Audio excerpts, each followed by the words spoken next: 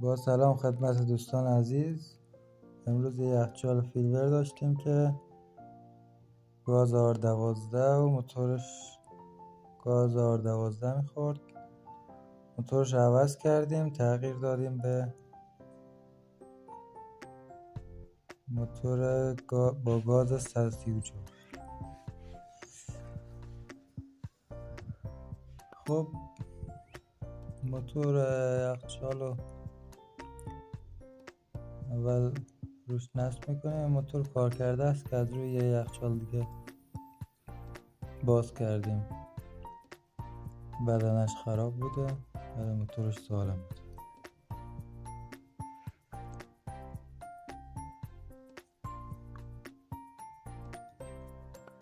سیمای برقش هم وصل میکنیم. این یخچال فیلور لوله‌اش چون تو کار بود، یک تریزون برای صفحه تریزون کار کرده. اینم که از روی یخچال دیگه باز کرده بودم، اومدیم نصب کنیم روی یخچال. قسمت یخچالش روی صفحه تریزون گذاشتم، ولی قسمت فریزرش همون لوله‌های تو کارش که احساس کردم سالمه، همونو فقط یه شستشویی دادم که اگر روغنی از گاز قبلی مونده خارج بشه. فیلم شستشوی رو هم حتما براتون میذارم اگه دوستان خواستن. تو ویدیوهای بعدی شستشوی رو هم آموزش میدم. خب صفحه تریزون رو نصب میکنیم، از این ور لوله هاشو تنظیم میکنیم. لوله برگشت سرد کننده رو بعد وصل کنیم به یکی از لوله های تریزون یخچالمون.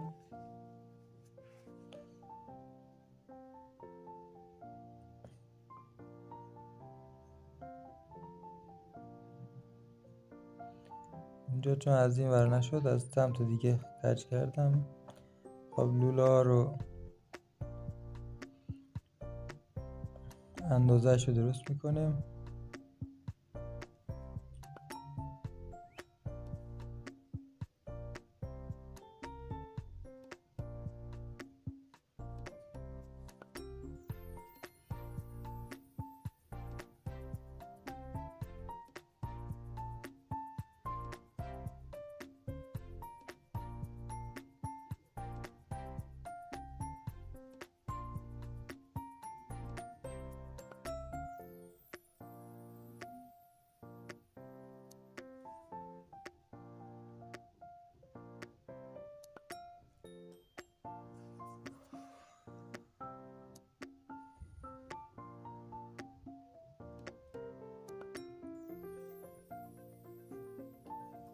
خب این لوله برگشت به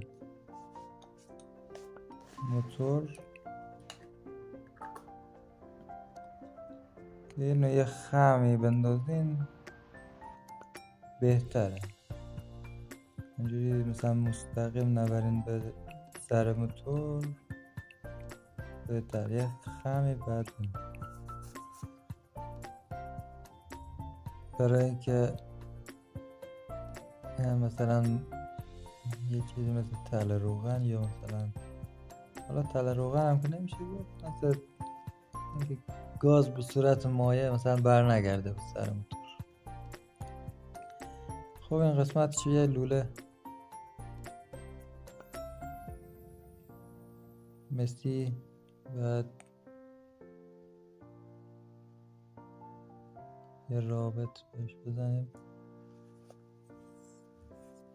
چون این دوتا لوله 6 بود، یه لوله 8 پیدا کردم و اینا رو به هم دیگه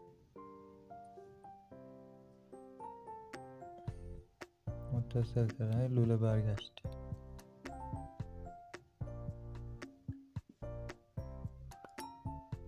خب حالا جوشکاریش انجام میدیم. این لوله رنگش نقره‌ایه ولی لوله مسی.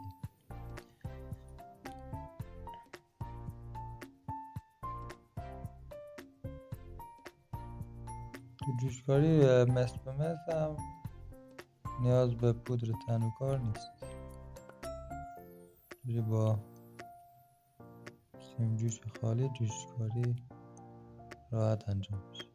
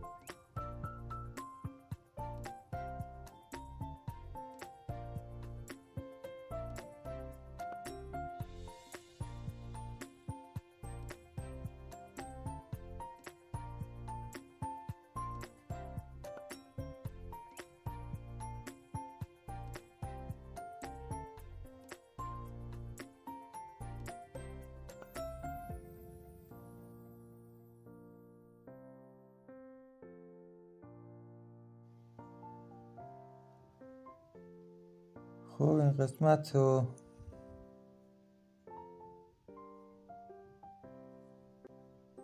که برای لوله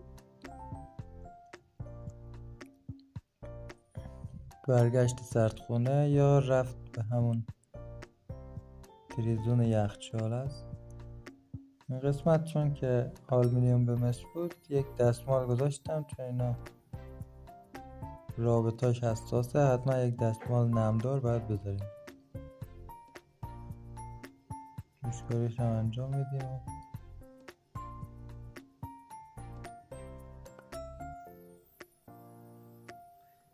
من یخچال قسمت تریزونش رو دست نزدم دیگه، تریزون خودش با همون لوله های تو کار، ولی تریزون داخل یخچال رو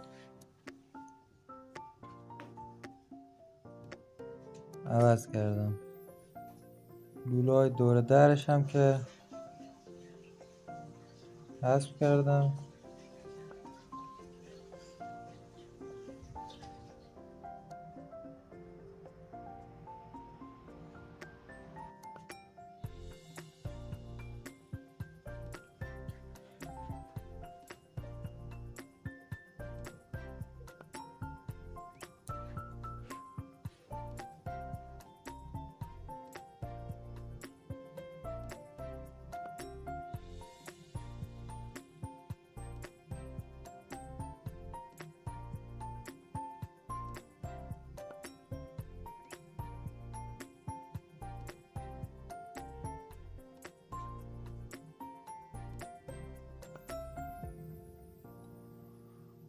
قابش میذاریم،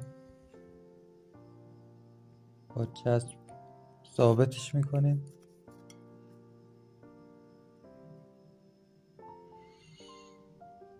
خب حالا کندانسورش رو حذف میکنیم. این کندانسورش چون که مال خود یخچال و گاز R12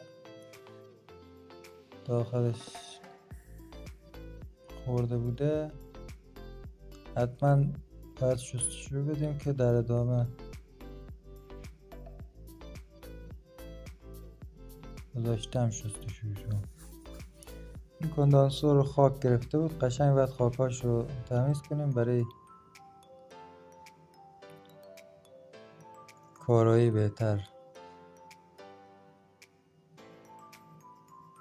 حتما این خاکاش رو تمیز کنیم.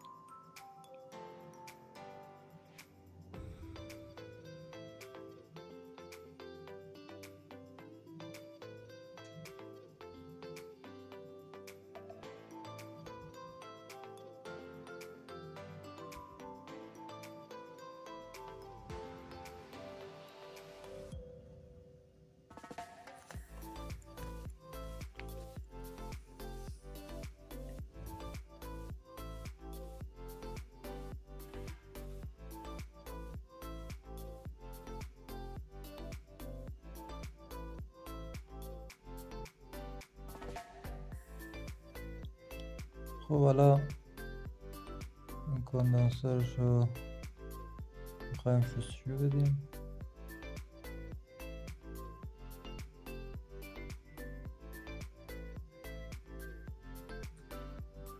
من با تینر شستشو میدم، حالا هر کی یه جور شستشو میده. یکی با توزن و بنزین. حالا توزن و بنزین من تا حال استفاده نکردم، من بیشتر از تینر استفاده میکنم. فکر نکنم فرق زیاده داشته باشه. تینر 20000 باشه بهتر. خب این مخزن شستشوه که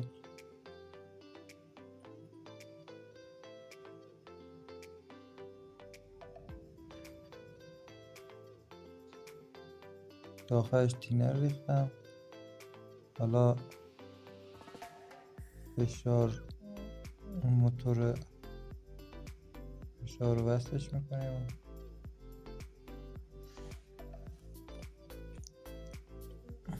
میبینید که چقدر کثیف شده. روغنای گاز قبلی بود که خارج شد.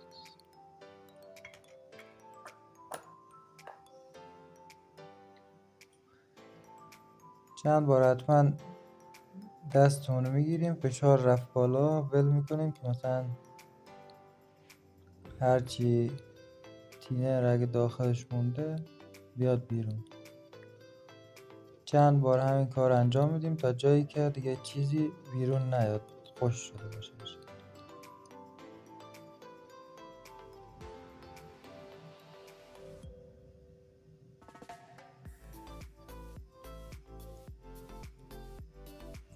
خب یه رابط برای کندانسورش که وصل موتور کنیم، یه لوله مسی 6 استفاده کردم.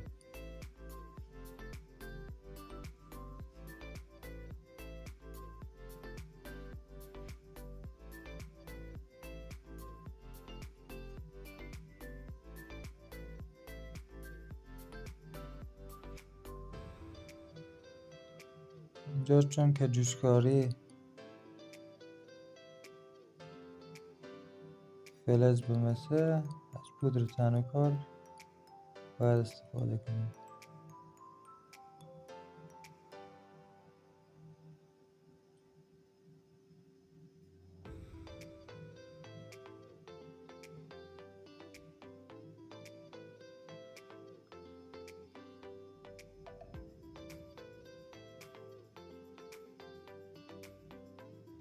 این فیلتر درایر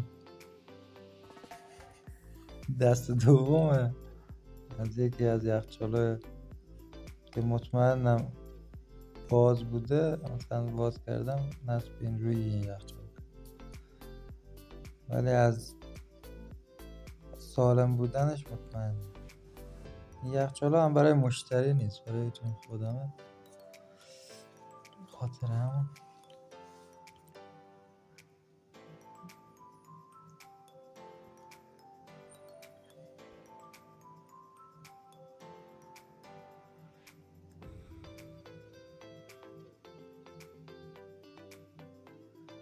خب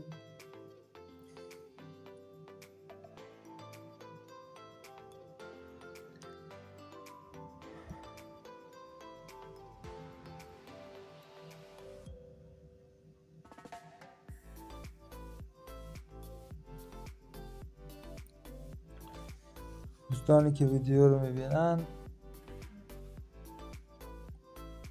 لطفا حمایت کنین، سابسکرایب کنین، لایک کنین، کامنت بذارین تا یخچال سازی رو به ساده ترین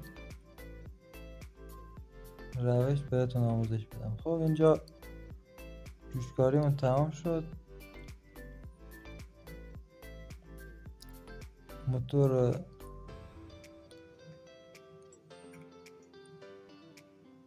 سرویس و قسمت فشارش رو وصل میکنیم به گیج. یه تا 150 PSI فشار میزنیم برای تست جای جوشکاری و نشیابی.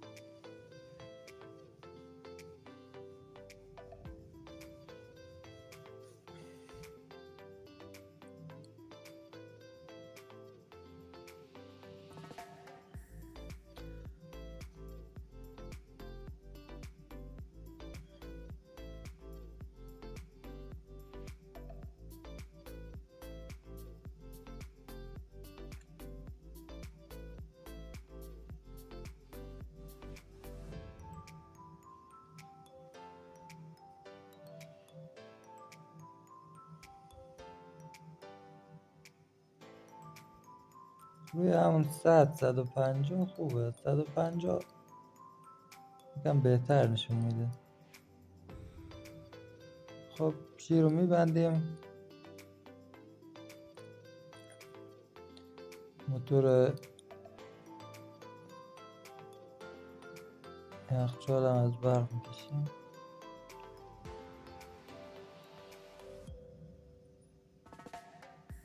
حالا با کف جای جوشکاری رو قشنگ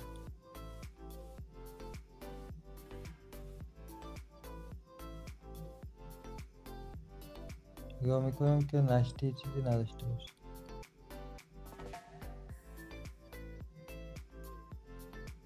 برای که این ویدیو زیاد طولانی نشه، قسمت شارژ گاز و